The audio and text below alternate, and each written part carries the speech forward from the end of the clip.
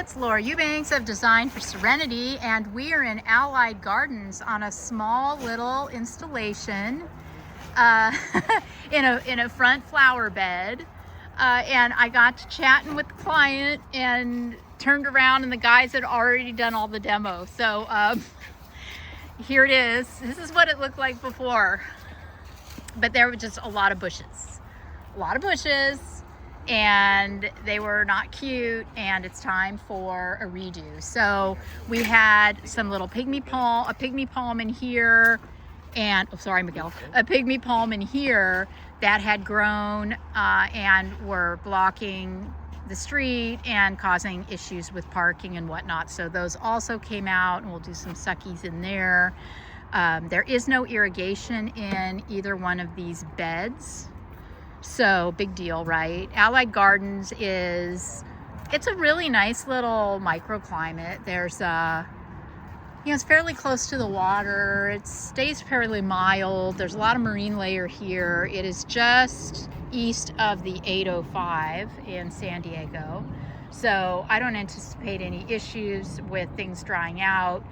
Can do this bed too. A little hand watering can be applied in the summer months. Then this was a little project that our client did herself after watching our videos. She did this a while ago. It's very, very cute, and I'm really eager for her to just be able to play in here and to snip and to clip and to mess around, to learn how these things grow. That's how I did it. So this is going to be kind of her experimental classroom garden, if you will. Up here were some little pittosporum that were pretty rough looking. We do have irrigation in these beds that Greg is in the process of testing right now. They haven't been using it, so they don't know if it works or not. In a perfect world, I would like to do drip irrigation in here for them, so that, in the event that they are gone for extended periods of time, they don't have to worry about watering, although they do have a hose handy right here, and if they need to water, they can. So all in all, it's all good in the hood. This is just going to be rocked in. It's a very, very narrow kind of nothing burger bed, so we'll just rock it. Also, there is the garage door right there and kind of a narrow entry path, so we don't need things that are going to be crowding the path and requiring maintenance and trimming and snipping and clipping. So yeah, that's that. I ordered plants that were delivered from Waterwise Botanicals. We have a beautiful Mission to Mars mangave, some mangave kaleidoscopes, my Portulacaria minimas, some Hesperaloe, Euphorbia millii ready reds. I got this gorgeous pot at Waterwise. Waterwise has got some really pretty pots too. If you don't want to drive all the way down to El Cajon, you're more North County, check out Waterwise's selection of pots. Yeah, just kind of your usual suspects. Here's a bunch more plants over here that we pushed off to the side so that Greg could offload 2 yards of amended topsoil and some honey quartz boulders. I'm going to be running to Oasis Water Efficient tomorrow morning to grab some tapestry, because my goal is to create kind of more of a specimen situation in here and then connect it with tapestry plants. So we'll see if that actually happens, right? Stay tuned. Good morning. It is Laura Eubanks of Design for Serenity with day 2 in Allied Gardens.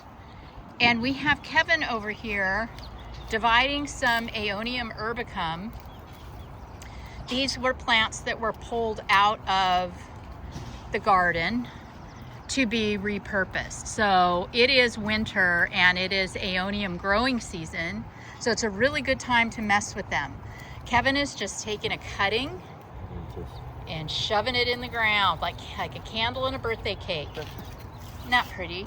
So he's gonna take these and just artfully restage them in this sidewalk bed. I have Greg over here dumping a yard of Copper Canyon 3/4 that we picked up at KRC Rock. This is really between, it's a little, I don't know, it's a little smaller than the standard 3/4 rock. I really like it. And then Nate is over here planting a Petalanthus macrocarpus in this little square driveway cutout.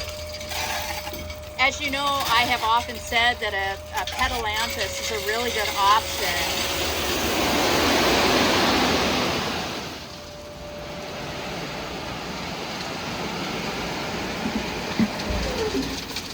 if you are looking for something upright in the succulent family.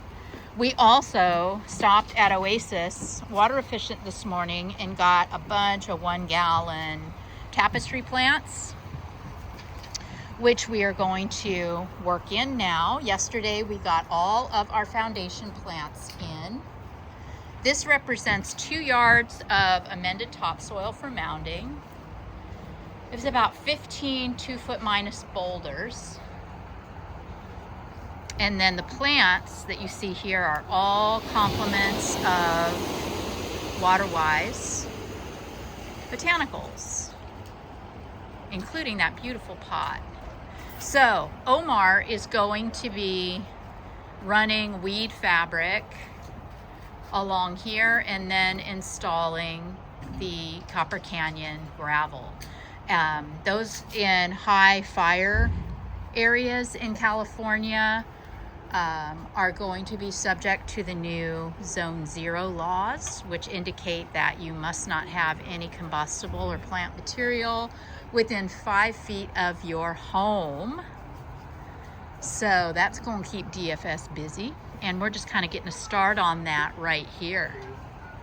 So we're going to start tearing into the tapestry, and we will catch you in a minute. Okay, so like 30 minutes later, Team DFS is hard at work. We are making a big dent in these tapestry plants. We've got Miguel over here. This is where he was drawn energetically. True story. Beautiful, gorgeous. So when our clients look outside the front door or they walk out the front door, we really want them to be assaulted with beauty. So this whole corner right here is real important. So Miguel's taking the lead on that. Oh, also check out these cute little shiny pebbles. These were left over from our Pasadena job. And I thought it was the perfect complement for this little potted Bainsii tree. Excuse me, Miguel, get out of your way. This is a Cameronii cutting. I picked this one out special from Waterwise because I absolutely love the shape, and it will turn bright red. Am I concerned with it in there as a cutting with all the rain we've been getting? No. I'm not. I don't know. This is just such a tough, bulletproof aloe. I've never had an issue with these rotting. Then we have Nate the Great over here blowing out his tapestry area. Holy crap, Nate. Look at that. Look at all that color, texture. This is wild. It's so pretty. Then Kevin is connecting dots from the Mangave mission to Mars. And he's coming over this way. Gorgeous. And then I was doing a little bit over here at the very end. I found this really pretty, gigantic Echeveria gibiflora at Oasis. And I'm gonna do a little more right in here, of course, but I wanted to take a break to kind of show you what's happening here. Oh, so good. So good. Okay, gang, in other news, Let's check out the neighbor's succulent collection in this front yard. I mean, I'm speechless. These plants are all growing in pots. And I haven't met the neighbor, but she is a plants woman at the highest level. Look at, just growing in a bucket. I mean, come on, right? Just, holy crap. Oh, and it goes on over here in the parking strip.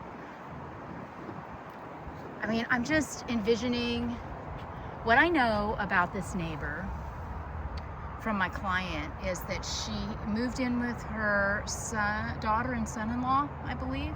I don't know when she moved in. I imagine that she brought all of these gorgeous succulents with her, or maybe not. Maybe she started this collection after she moved here. I don't know if these all started as cuttings or if, I suppose it's probably a mixed bag, right? Look at this Dasyphilum major.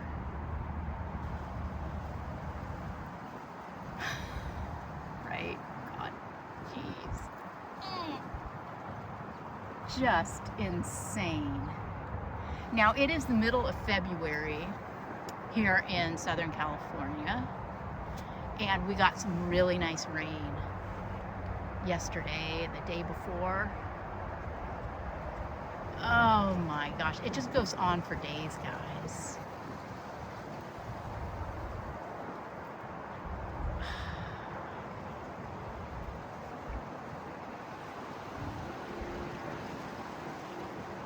Unreal. Look at all of the crests on her little ghosties.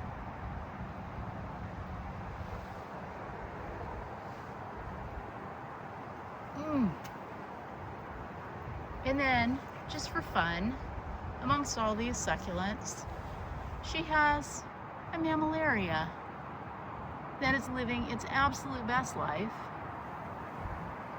So, you know she knows what she's doing, because if she gave this the same irrigation as she gave everything else, it would be dead. Oh my God. I just had to show you.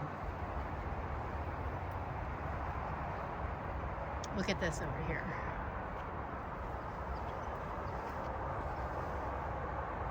It's just the happiest bunch of succulents this side of a natural habitat.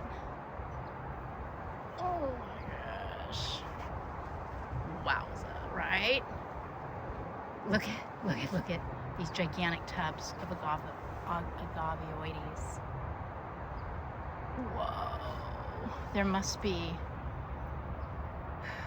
30 rosettes in this pot.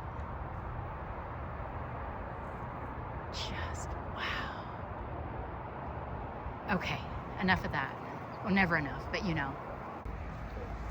Okay guys, here is your grand reveal of our little garden makeover in Allied Gardens. It only took Greg and Miguel and Omar and Kevin and Nate and I 2 days to knock this out. We have 2 yards of soil, and I already told you this, didn't I? You know, like 15 2-footers. I went and picked up some rubble today, probably about 15 pieces of little rubble. This represents a yard of Copper Canyon 3/4 inch. And then I used about 5.5 bags of black 3/4 for my little Joji third element. Yeah, I mean, wow, we're just so pleased with this. All the tapestries are so bright and colorful. Look at that. As you look out the front door. I got little monkeys behind me. Look at that. Monkeys. Um, clients' kids. Love them, they're adorable. Okay, so look at this. We got like 3 presentations of tapestry here. There's little Rory. And show you this angle. Right? Hi, Addie. And then What are you doing? shooting a video. Here's our crew. Hi guys. Our happy client, Daddy. We also drip irrigated this adorable install that our client worked out all by herself. So cute. And we added some top dressing rock for her. Kind of pulled it all together. Then, you know, we just zhuzhed up. Remember these planters that had the pygmy palms in them? We traded for some Hesperaloe and some Ionium cuttings and this little Ruchia carpet of stars that I have left over. Super cute. So yeah, I mean that's basically that. We just did, you know, some little ungies over here and a couple of honey quartz boulders and some Ionium. Simple. Put a little macrocarpa right here instead of that awful hibiscus that was full of white fly all the time. So yeah, just a really successful couple of days. Thank you guys as always so much for following and sharing these videos with all of your friends, and I can't encourage you enough to get out and do something special for yourselves. It'll really flip the script for you to have just a really beautiful little garden, right? Say bye guys. Thanks for following, guys. We'll see you next week in Poway. Bye.